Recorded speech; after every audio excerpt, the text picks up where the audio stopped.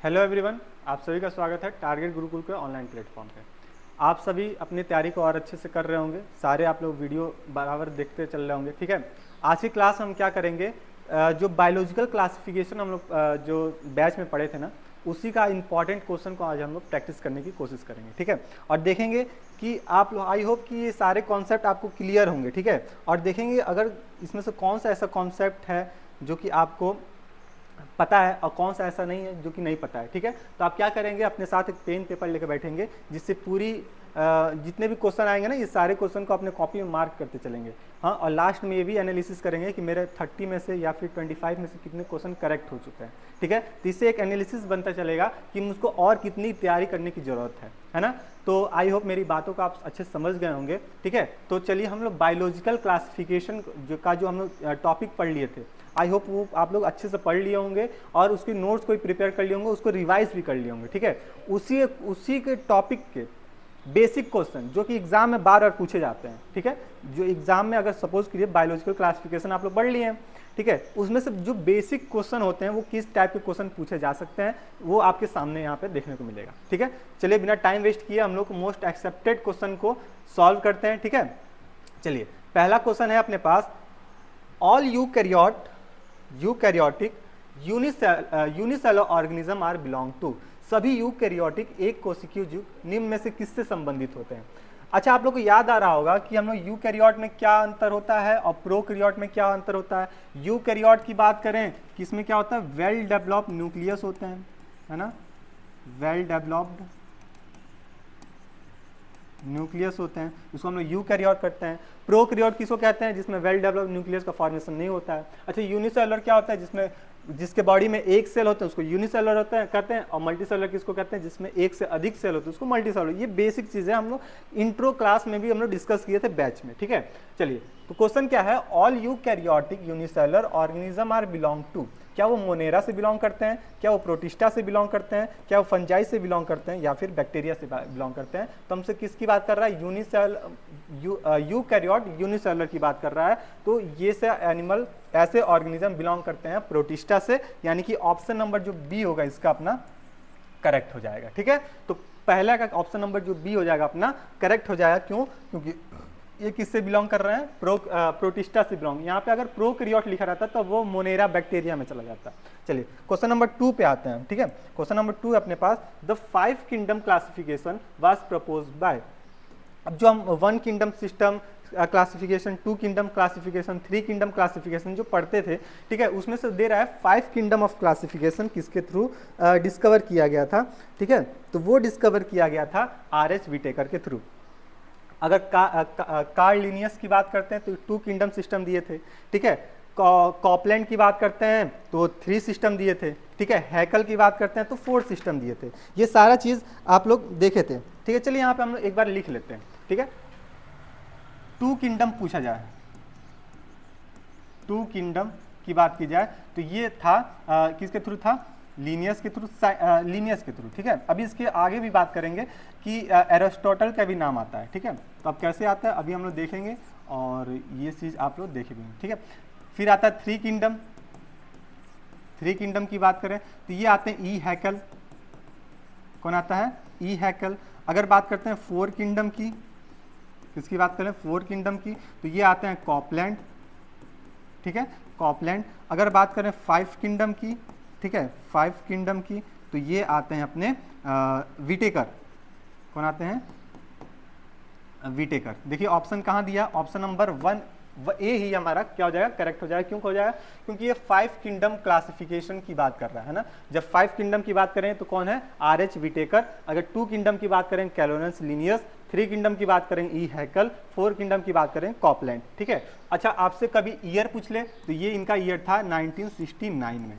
क्या था इनका ईयर, 1969, यानी कि ऑप्शन नंबर जो ए होगा अपना करेक्ट हो जाएगा। ठीक है, चलिए क्वेश्चन नंबर 3 पे आते हैं। क्वेश्चन नंबर 3 अपने पास की, organism living in salty area are called.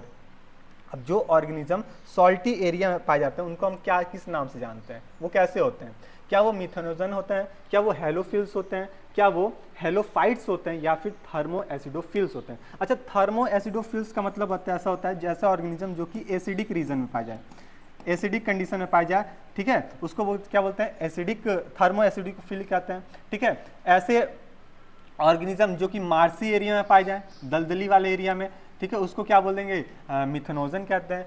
या फिर ऐसे ऑर्गेनिज्म जो कि कहाँ पाए जाते हैं, सॉल्टी एरिया में पाए जाते हैं, उसको हम बोलते हैं हेलोफिल्स। क्या बोलते हैं इसको, हेलोफिल्स। यानी कि ऑप्शन नंबर जो बी हो जाएगा इस क्वेश्चन नंबर 3 का, वो अपना करेक्ट हो जाएगा। चलिए 3 के बाद आते हैं 4 पे, naked organism naked cytoplasm multi nucleated and saprophytic are the characteristic of. पूछ रहा है, ये क्वेश्चन रहा है कि नेकेड साइटोप्लाज्म है, ठीक है, मल्टी न्यूक्लिएटेड है, सेप्रोफिटिक है, ये किस टाइप के कैरेक्टर में शो करता है, किसके कैरेक्टर को शो करता है, तो वो शो करता है स्लाइम मोल्ड के। किसके करता है, स्लाइम मोल्ड। यानी कि ऑप्शन नंबर जो डी हो जाएगा अपना करेक्ट हो जाएगा क्वेश्चन नंबर 4 का। चलिए क्वेश्चन नंबर 4 के बाद 5 पे आते हैं। क्वेश्चन नंबर 5 के अपने पास देखिए, an association between the roots of the higher plants, an association of the roots of the higher plant and the fungi are called.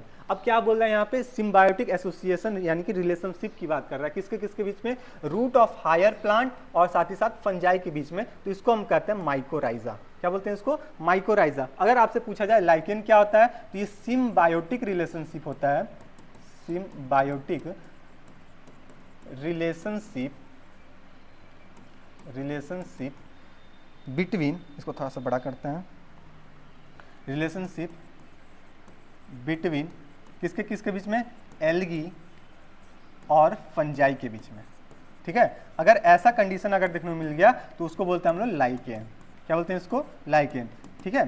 तो ये लाइकेन हो जाता है। अच्छा, बीजीए का फुल फॉर्म अगर आपसे पूछ लिया तो ये होता है blue green algae, blue green algae. तो ये चीज़ है ना। तो ऑप्शन नंबर इसका जो सी हो जाएगा अपना करेक्ट हो जाएगा। क्यों, क्योंकि रूट्स ऑफ हायर प्लांट्स और साथ ही साथ फंजाई की बात कर रहा था, तो ये क्या हो जाएगा, माइकोराइजा, ठीक है। चलिए क्वेश्चन नंबर 6 की बात करते हैं।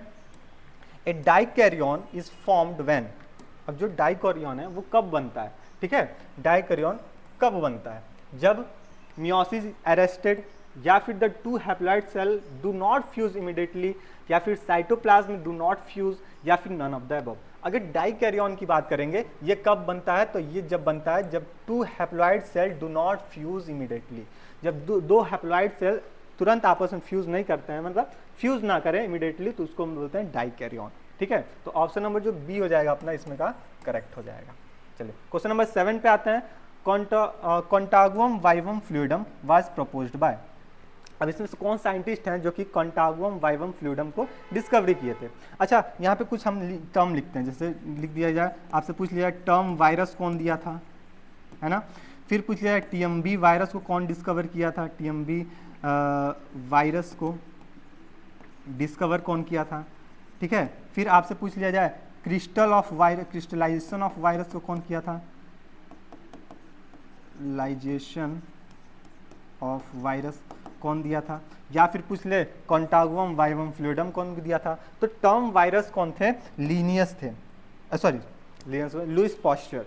कौन थे, लुइस पास्चर। टर्म कौन दिया था, तो लुइस पास्चर थे, ठीक है।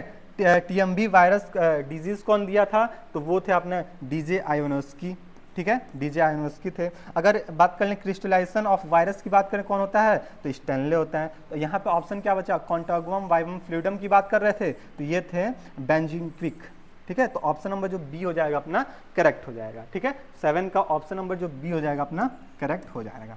तो ये साइंटिस्ट लोग का भी नाम आपको बाकियों का भी पता होना चाहिए। अगर एग्जाम में कॉन्टागुअम वाइवम फ्लूइडम ना देके कहीं आपसे पूछ ले टीएमबी का या फिर क्रिस्टलाइजेशन ऑफ वायरस, याद कीजिए आपने नोट्स में ये सारा चीज फ्लो डायग्राम में आप लोग नोट किए थे, ठीक है। तो ऑप्शन नंबर क्या हो जाएगा इसका, बी करेक्ट हो जाएगा।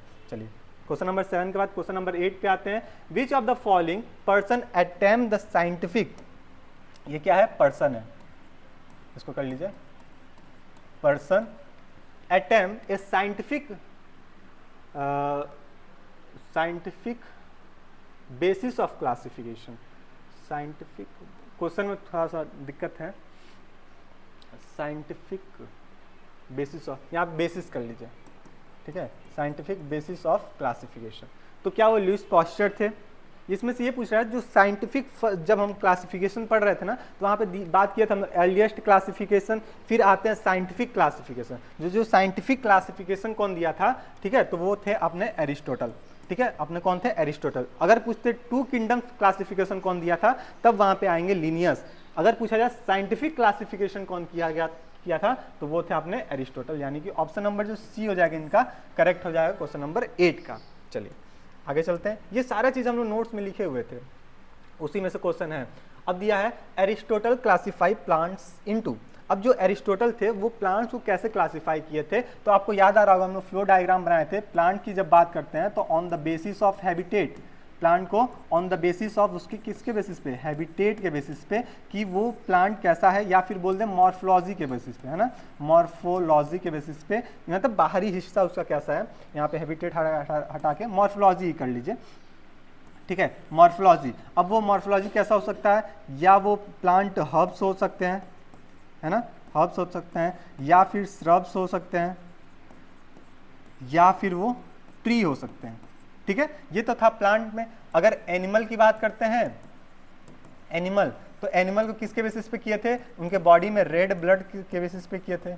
रेड बॉडी में रेड ब्लड है तो एनीमिया, और नहीं है तो है तो इनीमिया, और नहीं है तो एनीमिया, है ना, तो इसके बेसिस पे किए थे। तो यहाँ पे क्वेश्चन क्या पूछा है, एरिस्टोटल क्लासिफाइड प्लांट इनटू, तो किसके बेसिस पे किए थे, हैबिटेट मॉर्फोलॉजी के बेसिस पे। तो उनका हर्ब्स क्या है, ठीक है, श्रब्स क्या है, और ट्री, यानी कि ए बी डी, कहाँ है, ए बी डी, देखिए ऑप्शन नंबर जो डी हो जाएगा अपना, इसमें क्या हो जाएगा, करेक्ट हो जाएगा, ठीक है। तो ये एरिस्टोटल का क्लासिफिकेशन था, किसके बेसिस पे प्लांट को क्लासिफाई किए थे।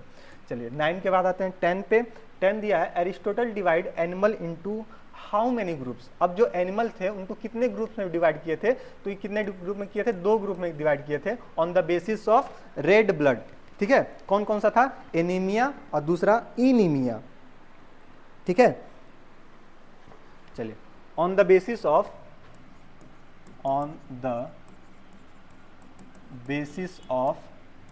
RBC इन ब्लड, यही था सिंपल सा। अब आरबीसी के बेसिस पे क्लासिफाई किए थे, कौन कौन सा था, एनीमिया, ठीक है, और दूसरा था इनीमिया, ठीक है। एनीमिया क्या होगा, आरबीसी प्रेजेंट होगा, ठीक है, और एनीमिया क्या होगा, इसमें क्या होगा, एब्सेंट होगा। तो इसके बेसिस पे कितने फॉर्म में डिवाइड किए गया, 2 फॉर्म में डिवाइड किए थे, यानी कि ऑप्शन नंबर जो बी हो जाएगा अपना क्या हो जाएगा, करेक्ट हो जाएगा। चलिए 11 पे आते हैं, Aristotle divide animals on the basis of the presence of. देखिए अभी हम लोग बात किए किसके बेसिस पे बात डिवाइड किए थे, आरबीसी के बेसिस पे। देखिए इसमें कहा है रेड ब्लड सेल, यानी कि ऑप्शन नंबर जो सी अपना क्या हो जाएगा, इसमें करेक्ट हो जाएगा, सिंपल सा है। चलिए 11 के बाद आते हैं 12 पे। 12 पे आते हैं, basis of biological classification bye of plant by Aristotle was.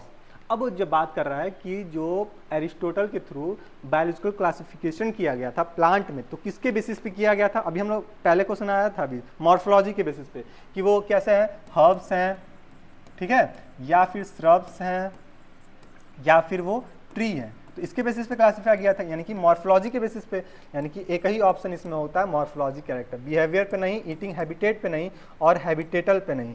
तो यानी कि ऑप्शन नंबर जो ए हो जाए, सॉरी 4 जो हो जाएगा वो क्या हो जाएगा अपना, करेक्ट हो जाएगा, यानी कि डी वाला ऑप्शन अपना करेक्ट हो जाएगा 12th का, मॉर्फोलॉजी कैरेक्टर पे। चलिए 12 के बाद आते हैं 13 पे, 2 kingdom classification was evolved by. अब 2 किंगडम क्लासिफिकेशन, उधर क्या था, साइंटिफिक क्लासिफिकेशन पूछ रहा था तो एरिस्टोटल बताएंगे। अगर 2 किंगडम पूछेगा तो क्या बताएंगे, लीनियस, कैरोलस लीनियस बताएंगे, ठीक है। कब किए थे, तो ईयर आपसे पूछ दिया 1735। कौन से बुक था, सिस्टमा नेचुरा था। कौन सा बुक था, सिस्टमा नेचुरा में ये अपना बात को पब्लिश कराए थे, सिस्टमा नेचुरा। तो ये 1735 में ये बात आई थी 2 किंगडम क्लासिफिकेशन की, किसके थ्रू था, लीनियस के थ्रू था। अच्छा 14 पे आते हैं, 14 क्या दिया है, 5 kingdom classification was proposed by. अब 5 किंगडम क्लासिफिकेशन कौन दिया था, तो अभी हम लोग बात किए सर वो कौन थे, अपने RS विटेकर थे। कब दिए थे, RS विटेकर कब दिए थे, 1969 पे दिए थे। कब दिए थे, 1969 पे दिए थे। किसके बेसिस पे दिए थे, तो उसके बॉडी ऑर्गेनाइजेशन के बेसिस पे, न्यूट्रिशन के बेसिस पे, लेवल ऑफ ऑर्गेनाइजेशन के बेसिस पे, है ना, और साथ ही साथ फाइकोजेनेटिक के बेसिस पे, यानी कि इवोल्यूशन के बेसिस पे ये क्लासिफाई किए थे। कौन? आर.एच. विटेकर, यानी कि ऑप्शन नंबर जो सी हो जाएगा अपना क्वेश्चन नंबर 14 का, वो क्या हो जाएगा? करेक्ट हो जाएगा। 14 के बाद आते हैं 15 पे, cell wall is absent in, इनमें से बोल रहा है कौन सा ऐसा मतलब किंगडम है जिसमें सेल वॉल एब्सेंट होता है? मोनेरा में तो सेल वॉल होता है, बैक्टीरिया की बात करें, फंजाई में भी होता है, काइटिन से मिलकर बना होता है, प्लांट में तो होता ही है सेल वॉल, लेकिन एनिमल में कोई सेल वॉल नहीं होता है, क्या होता है? सेल मेम्ब्रेन होता है। तो ऑप्शन नंबर जो क्या हो जाएगा? सी जो हो जाएगा अपना करेक्ट हो जाएगा 15 का। चलिए आगे आते हैं 15 के बाद 16 पे, tissue level organization is totally absent in, जो टिश्यू लेवल ऑर्गेनाइजेशन है वो किसमें टोटली एब्सेंट है? ठीक है, मोनेरा में हम किसकी बात करते हैं? बैक्टीरिया की बात करते हैं। तो क्या सोच के बताइए, बैक्टीरिया में कोई लेवल ऑफ ऑर्गेनाइजेशन है टिश्यू का? ठीक है, फंजाई में टिश्यू लेवल ऑफ ऑर्गेनाइजेशन बनना स्टार्ट होता है, एनिमल में तो होता है, प्लांट में भी होता है। तो अगर हम इस क्वेश्चन में बोले बात करें टोटली एब्सेंट, कुछ हद तक नहीं, पूरी तक क्या एब्सेंट है, तो वो क्या हो जाएगा? मोनेरा। ऑप्शन नंबर जो ए हो जाएगा अपना करेक्ट हो जाएगा। क्यों? क्योंकि बैक्टीरिया में ऐसा कुछ टिश्यू लेवल ऑफ ऑर्गेनाइजेशन नहीं देखा जाता है। ठीक है, तो ऑप्शन नंबर जो ए हो जाएगा अपना करेक्ट हो जाएगा। 17 पे आते हैं, Archie bacteria differ from the you bacteria. अब आर्की बैक्टीरिया यू बैक्टीरिया में क्या डिफर होता है? बैक्टीरिया को दो क्लास में क्लासिफाई किया जाता है, आर्की बैक्टीरिया और यू बैक्टीरिया। आर्की बैक्टीरिया की अगर बात करते हैं, ठीक है, इस क्वेश्चन का बताइए, तब तक हम एक सेकेंड,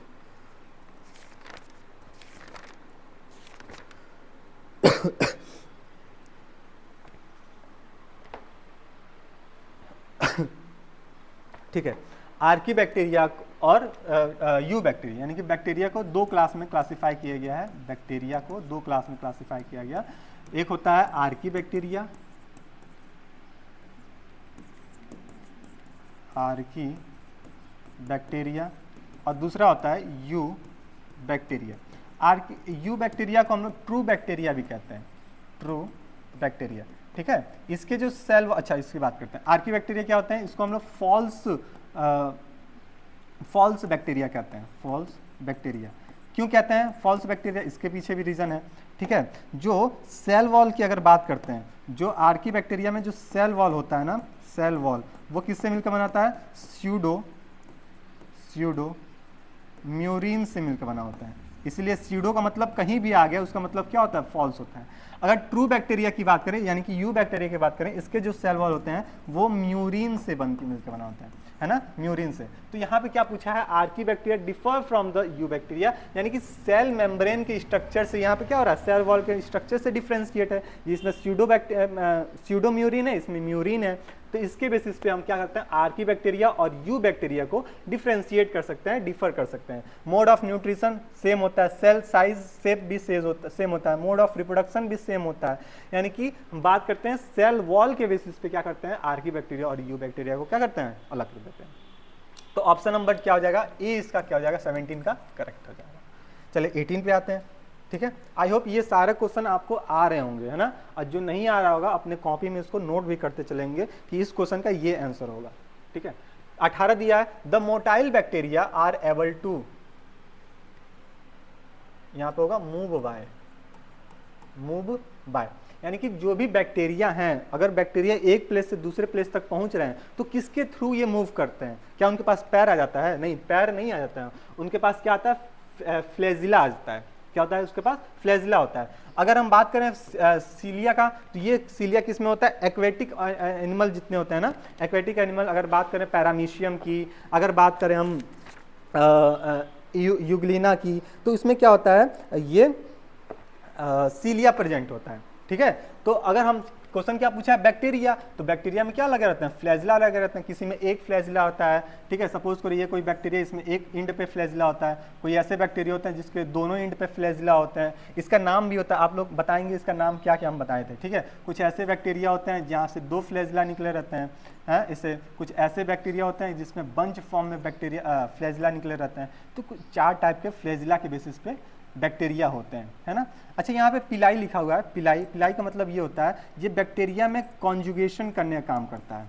कॉन्जुगेशन अगर बैक्टीरिया के अंदर हो रहा है, रिप्रोडक्शन का हिस्सा है ना, ये सेक्सुअल रिप्रोडक्शन का हिस्सा है, अगर कॉन्जुगेशन हो रहा है तो किसके थ्रू होता है? वो होता है पिलाई के थ्रू।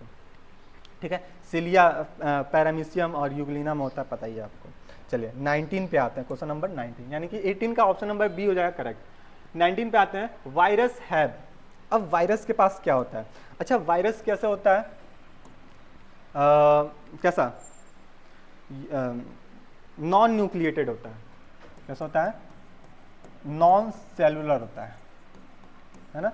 इसके पास लिविंग और नॉन लिविंग का दोनों कैरेक्टरिस्टिक फीचर होता है, जो हम क्लास में हम लोग डिस्कस किए थे। अच्छा, यहाँ पे देखिए क्या दिया, वायरस हैव। क्या DNA enclose in a protein code? क्या प्रोकैरियोटिक न्यूक्लियस होता है? क्या सिंगल क्रोमोसोम होता है? क्या बोथ डीएनए और आरएनए होता है? नहीं। वायरस की अगर बात करेंगे तो या तो उसमें डीएनए होगा तो आरएनए नहीं होगा, अगर आरएनए होगा तो डीएनए नहीं होगा, ठीक है। तो यानी कि दोनों में से कोई एक जेनेटिक मटेरियल होगा वायरस के अंदर, ठीक है। अगर वायरस क्या होगा, किसी लिविंग ऑर्गेनिज्म के कांटेक्ट में आता है तो क्या होता है, वो एक्टिवेट हो जाता है, ठीक है, और अपने नंबर को बढ़ाने लगता है। अगर वो बाकायदे इन्वायरमेंट में घूम फिर रहा है या फिर अनफेवर कंडीशन है, सॉइल में पड़ा हुआ है, तो ये जब बॉडी का लिविंग होस्ट के कांटेक्ट में नहीं है तो ये किस में होगा, ये नॉन लिविंग के फॉर्म में होता है, ठीक है। तो जो वायरस होता है, इसके जो डीएनए होते हैं ना, एनक्लोज होते हैं प्रोटीन कोट में। इसके डीएनए क्या होते हैं, एनक्लोज होते हैं प्रोटीन कोट में।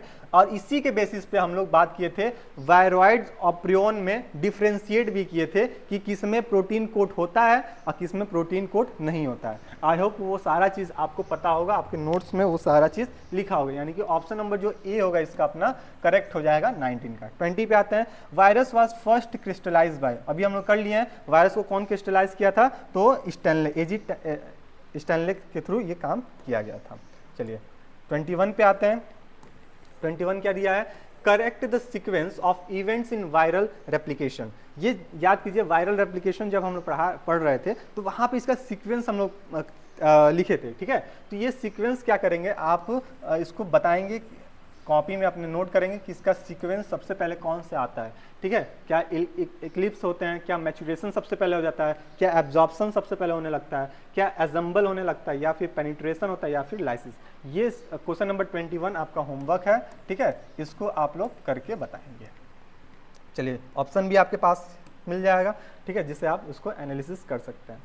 21 के बाद 22 पे आते हैं, विच ऑर्गेनेट फर्स्ट, ओरिजिनेट फर्स्ट, मतलब इसमें से कौन सा है जो कि सबसे पहले ओरिजिनेट हुआ था। देखिए क्वेश्चन का पूछने का तरीका कैसा है, ठीक है। तो इसमें से पूछ रहा है सबसे पहले किसकी उत्पत्ति हुई थी, क्या वो प्रोकैरियोट, क्या वो यूकैरियोट, क्या वो ग्रीन एल्गा, या फिर नॉन ऑफ दिस। तो आपके जहन में हमेशा रहना चाहिए, इंट्रो वाले क्लास में हम बताए थे कि सबसे पहले ओरिजिनेट की बात करें या फिर उत्पत्ति की बात करें तो वो कौन थे, प्रोकैरियोटिक सेल थे। कौन थे वो, प्रोकैरियोटिक सेल, यानी कि ऑप्शन नंबर जो ए हो जाएगा 22 का, वो क्या हो जाएगा अपना करेक्ट हो जाएगा।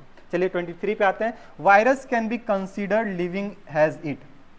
अब जो वायरस होता है उसको लिविंग कंसीडर कैसे किया जाता है, कब कब होता है, क्या वो जब रेस्पायर करेगा तब, क्या वो रिस्पॉन्ड टू टच करेगा तब, क्या फिर रिप्रोड्यूस इनसाइड द होस्ट करेगा तब, या फिर कैन कॉज डिजीज करेगा तब।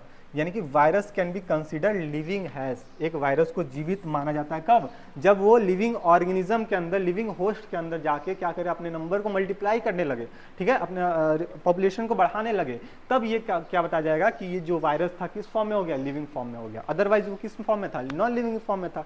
यानी कि जब वायरस अपने पॉपुलेशन को बढ़ाता है, ठीक है, कब बढ़ाएगा, कैसे बढ़ाएगा, तो जब तक वो लिविंग ऑर्गेनिज्म के अंदर है तभी ये कर पाएगा। यानी कि उसके जब जैसे ही बाहर निकला, लिविंग ऑर्गेनिज्म के टच से बाहर हुआ, तो ये नॉन लिविंग हो जाता है, यानी कि अपने नंबर को बढ़ा नहीं पाता है। तो ऑप्शन नंबर सी में साफ साफ ये लिखाया गया है कि रिप्रोड्यूस इनसाइड द होस्ट। अगर होस्ट के अंदर रिप्रोड्यूस कर रहा है, अपने नंबर को बढ़ा रहा है, तो वो क्या होता है, वायरस होता है लिविंग कंडीशन के अंदर, ठीक है। तो ऑप्शन नंबर जो सी हो जाएगा 23 का, वो अपना करेक्ट हो जाएगा। चलिए 23 के बाद आते हैं 24 पे, चूज द रॉन्ग स्टेटमेंट। इसमें से रॉन्ग स्टेटमेंट हमको देखना है। अच्छा, आपको बात किए थे पॉइजनस मशरूम कौन होते हैं, इडेबल मशरूम, ठीक है, क्या ये होते हैं, या east is unicellular and useful in fragmentation.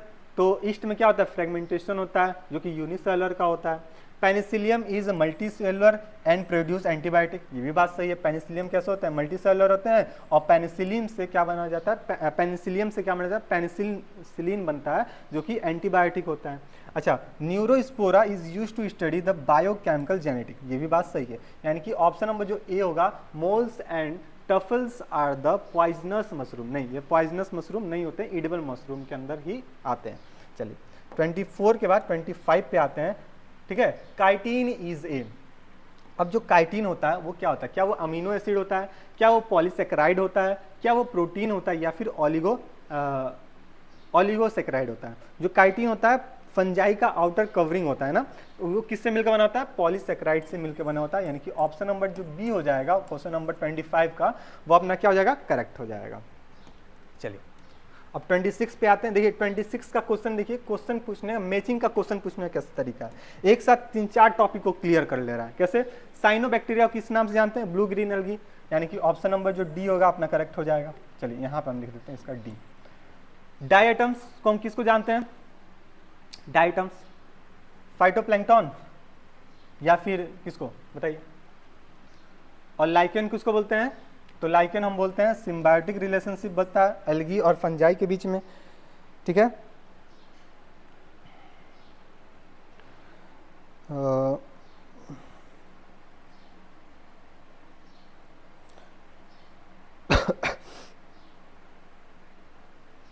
अच्छा प्रोटोजोआ में कैसे टाइप का न्यूट्रिशन होता है, तो होलोजोइक टाइप का न्यूट्रिशन होता है प्रोटोजोआ में, यानी कि ऑप्शन नंबर ई। और डायटम्स कैसे होते हैं, फाइटोप्लैंक्टन होता है, यानी कि ऑप्शन नंबर इसका 2 क्या हो जाएगा अपना, बी, इसका हो जाएगा बी। तो यानी कि साइनोबैक्टीरिया कैसे होते हैं, ब्लू ग्रीन एल्गी होते हैं, बात ठीक हो गई। डायटम्स कैसे होते हैं, तो ये फाइटोप्लैंक्टन होते हैं। प्रोटोजोआ कैसे होते हैं, इसमें होलोजोइक न्यूट्रिशन होता है। लाइकेन कैसे होते हैं, symbiotic relationship between algae and fungi. तो इसमें तो ऑप्शन दिया नहीं है, तो ये आप यहाँ से देख लेंगे। ठीक है, इसमें जिनको डाउट था वो अपने कॉपी में नोट कर लेंगे। ठीक है, चलिए 27 पे आते हैं। Which one has coiled RNA stand and capsomere, इसमें से कौन सा है, ठीक है, वायरस जिसमें क्या होता है आरएनए और कैप्सोम, आरएनए क्या होता है क्वाइल्ड फॉर्म में होता है ना, और कैप्सोमियर होते हैं। क्या वो पोलियो वायरस में होता है, क्या वो रेट्रो वायरस में होता है, क्या वो टोबैको वायरस में होता है, या फिर मेसल्स वायरस में होता है, खसरा वायरस जिसको कहते हैं ना। तो अगर हम बात करें क्वाइल्ड आरएनए, ये COILED क्वाइल्ड है। ठीक है, क्वाइल्ड आरएनए स्टैंड और कैप्सोमियर किस में पाया जाता है, तो टोबैको मोज़ेक वायरस में होता है। कौन डिस्कवर किया था, अभी हम लोग बात किए हैं DJ आयनोव्स्की। ठीक है, तो इसका ऑप्शन नंबर जो सी हो जाएगा अपना करेक्ट हो जाएगा। चलिए 27 के बाद 28 पे आते हैं। 28 क्या दिया हुआ है कि इसी देखिए ये भी मैचिंग दिया हुआ है। क्या दिया, मलेरिया किसके थ्रू कॉज होता है, तो मलेरिया किसके थ्रू होता है, प्लाज्मोडियम फ्लैसिकुलम। ठीक है, फाइलेरियासिस किससे थ्रू होता है, वाउचेरिया बैंकफ्टाई। याद कीजिए हम लोग नोट किए थे सारे डिजीज को एक साथ हम लोग नोट किए थे, बैक्टीरियल। टाइफाइड किससे थ्रू होता है, तो सैल्मोनेला टाइफाइड। और सिस्टोमिनासिस कैसे होता है, हेलमिंथिस से होता है। यानी कि ए का डी, ए का डी कहाँ है, ए का डी, ए का डी। ठीक है, 2 का ए और 3 का यहाँ पे क्या होगा, ए का सी, अच्छा सॉरी, ए का सी प्लाज्मोडियम, ए का सी कहाँ है, ए का सी ये है, ए का सी ये है। यानी कि 2 ऑप्शन अपने गलत हुए। देखिए क्वेश्चन को सॉल्व करने का तरीका है, ए का सी है, ए का सी हो गया। अब 2 का क्या होगा, 2 का अपना ए होगा, 2 का अपना ए होगा, ये अपना कट गया।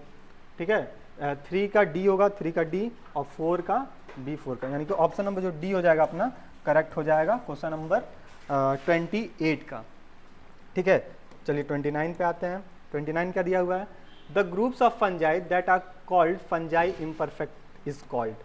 अब जो ग्रुप ऑफ फंजाई होता है उसको इम्परफेक्टाई को क्या नाम से जाना, क्या वो एस्कोमाइसिटीज होते हैं, क्या वो जाइगोमाइसिटीज होते हैं, क्या वो ड्यूटेरोमाइसिटीज होते हैं, क्या वो बेसिडोमाइसिटीज होते हैं। अगर ग्रुप ऑफ फंजाई की बात करते हैं और कैसे हो जाते हैं, फंजाई इम्परफेक्टाई के होते हैं, तो वो होते हैं ड्यूटेरोमाइसिटीज। ये क्या है, फंजाई के ग्रुप हैं, क्लास है ना, जो कि हमने डिस्कस किए थे। आपने कॉपी उठाई देखिए, उसमें लिखा हुआ है ड्यूटेरोमाइसिटीज। ऑप्शन नंबर क्या हो जाएगा, C29 का अपना करेक्ट हो जाएगा। चलिए 29 के बाद आते हैं 30, बस ये लास्ट क्वेश्चन था अपने 29। तो आई होप 29 में आपका ऑलमोस्ट 25 क्या 28 प्लस क्वेश्चन आपके सॉल्व हुए होंगे, है ना। ये इस क्वेश्चन में कुछ था नहीं, कुछ ही लोग होंगे जिनका 25 से कम आएगा। ठीक है, बाकी का 25 प्लस में ही आपका ऑप्शन क्वेश्चन आपका करेक्ट देखने को मिल जाएगा। ठीक है, तो ये रहा बायोलॉजिकल क्लासिफिकेशन का PYQ, जो कि मोस्ट इंपॉर्टेंट था। यहाँ से क्वेश्चन अगर पूछेगा इस लेसन से, तो इसी टाइप का क्वेश्चन आपको पूछने वाला है। ठीक है, तो चलिए स्टे रहिए, मस्त रहिए। इस क्वेश्चन को एक बार और देख लीजिए, PDF आपको मिल जाएगा ऐप से, ठीक है। और इसको एक बार और प्रैक्टिस कर लीजिएगा, साथ ही साथ इसके जो नोट्स है ना उसको भी आप लोग रिवाइज कर लीजिए, ठीक है। फिर मिलते हैं हम लोग नेक्स्ट क्लास में नए PYQ नए लेसन के साथ। तब तक के लिए धन्यवाद।